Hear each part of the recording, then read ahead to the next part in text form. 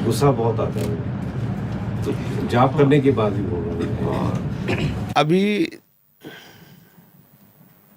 वो जाप नहीं हो रहा है जिससे काम क्रोध का नाश होता है। अभी क्रिया हो रही जाप की, समझ रहे ना। जाप उसे कहते हैं कि जैसे हम राधा जप रहे हैं तो आंखों के सामने राधा लिखा है, मन राधा, श्रवणेंद्री राधा, हृदय राधा, राधा के सिवा कुछ नहीं, ना दिखाई दे रहा ना सुनाई दे रहा, राधा। इसे कहते हैं तदाकार वृत्ति। धुआं मच जाएगा, अंदर सब वासनाएं भस्म हो जाएंगी।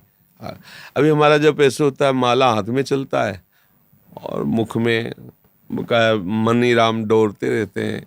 America, Asia, Bharat, England, Europe, ये सब बड़ी लंबी चाल है, इसको मिनट नहीं लगता।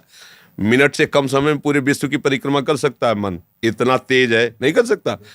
अगर आप अमेरिका गए, हमें पहुंच गया, उसको हेलीकॉप्टर या हवाई जहाज की जरूरत नहीं, पहुंच गया, उसी सील में पहुंच गए, बहुत। अब इसको जो रोक ले सोई महात्मा। महात्मा एक वेश को भी कहते हैं और उद्देश्य को भी कहते हैं। आपका उद्देश्य महान है तो आप महात्मा है, और वेश महात्मा का उद्देश्य गिरा हुआ है तो उसी को पाखंड कहते हैं। नहीं, पाखंड मतलब ऊपर से छाप तो महात्मा के अंदर से महात्मा नहीं है। तो महात्मा कौन? जिसका उद्देश्य महान हो। महान उद्देश्य क्या? भोगों का त्याग, भगवान का साक्षात्कार, वही महात्मा है। मन को मार लिया तो सब ठीक हो जाएगा। गुस्सा करो तो मन पे करो, और किसी को, और किस पे गुस्सा करें? बोलो किस पे गुस्सा करें? हमारा मन कहता है आदमी प्रतिकूल है तभी तो गुस्सा आ रहा है। मतलब कि आदमी बहुत दुष्ट है, मुझे सताता है। कौन आपको बोला? बाहर कोई नहीं, वही है दुश्मन जो सामने रच देता है। हमने सोचा था कि यार तुम मिलोगे हमसे, हंस के बात करोगे, हाथ मिलाओगे, ये क्या तरीका है तुम्हारा? हम तुम्हें इतना प्यार करते, तुम ऐसा बरतो, आज निकल जाओ बस। अब ये कौन आपको? कौन? वही उसको दबा। मन को जिसने मार लिया, मन को जिसने समाहित कर लिया, मन को जिसने शासन में कर लिया, वही महात्मा। महात्मा का स्थिति होती है, लक्षण होता है।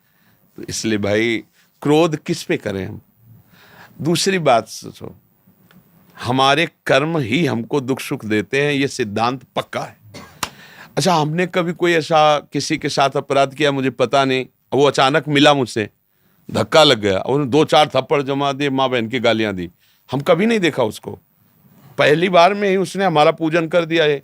अब हमको विचार करना है कि मेरी तरफ से तो कोई गलती हुई नहीं, इसकी तरफ से गलती इसलिए हो रही कि मेरे से कोई गलती हुई है, उसका फल ये मुझे दे रहा है।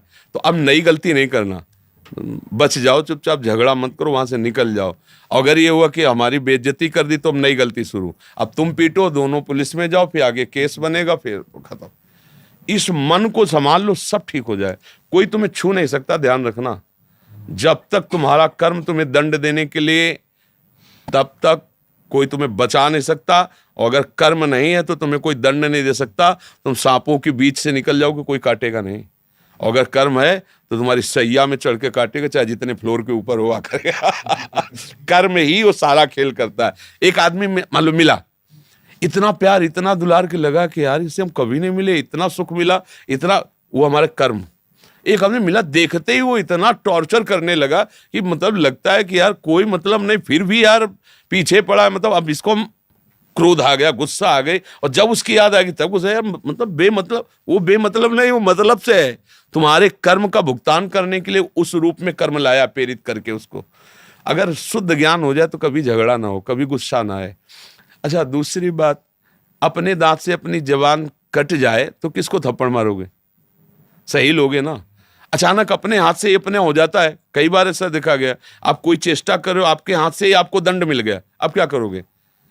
किसी को नहीं। ऐसे ही ये सब आत्म स्वरूप है, ये बेचारे हैं।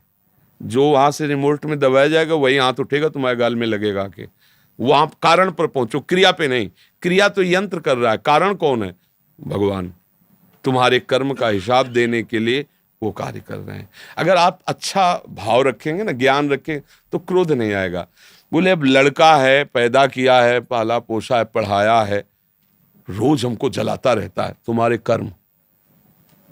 बोले क्या बताएं, ऐसा पुत्र पैदा हुआ, जिस दिन से पैदा हुआ है आनंद ही आनंद है, उसको देख के सुख मिलता है, उसके आचरण से सुख, तुम्हारे कर्म। बस अच्छी बात ये समझ लो कि अवश्य में भोक्तव्यम कृतम कर्म शुभाशुभम। कोई भी तुम्हें कभी भी कष्ट नहीं दे सकता। तुम्हें कष्ट देगा तो तुम्हारा कर्म तुम्हें कष्ट है। तो कर्म करवाया किसने? अहंकार और मन ने। मारो इनको।